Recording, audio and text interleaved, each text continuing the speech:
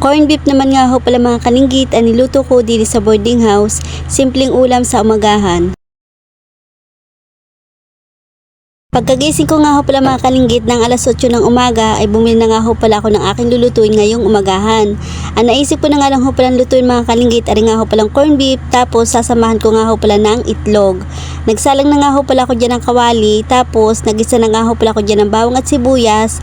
Halu-haluin lang ho natin hanggang sa maging brown. Kapag nga ho pala okay na, ilalagay na ho natin na ring corn beef.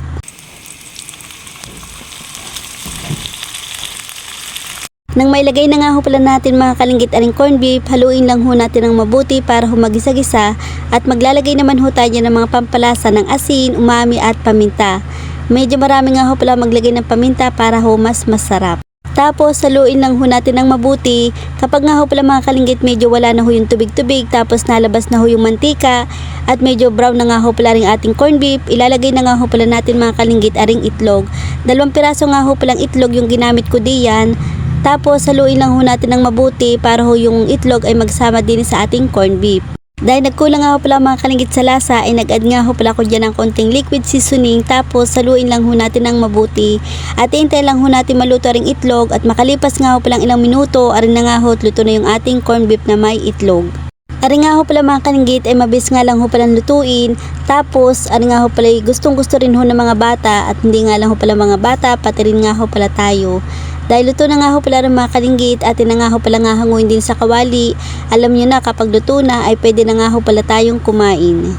Habang hinahango ko nga ho pala ng mga kalinggit, talaga namang amoy pa lang at tingin pa lang ay nakakagutom na.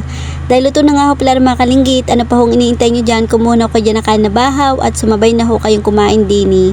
Para naman ho may kasabay kami dini. Meron nga ho pala mga kalinggit na kasabay kumain dini, yung anak ko nga ho pala ay kaso ay ayaw magpakita sa video at nagtago. Kayo ho mga kalinggit, ano nga ho palang ulam nyo ngayong umagahan? Kung kayo nga ho pala mga kalinggit ay nag-iisip kung ano hong uulamin nyo ngayong umagahan, ay siya ito na, masarap na at tipid pa. Tapos sasabay nyo pa ho ng malamig na juice. Ay paano ho mga kalinggit, hanggang dito na lang yung aking vlog. Salamat ho sa inyong panunood, pa-follow, pa-like at pa-share na rin ho sa inyo. Bukas uli, bye bye!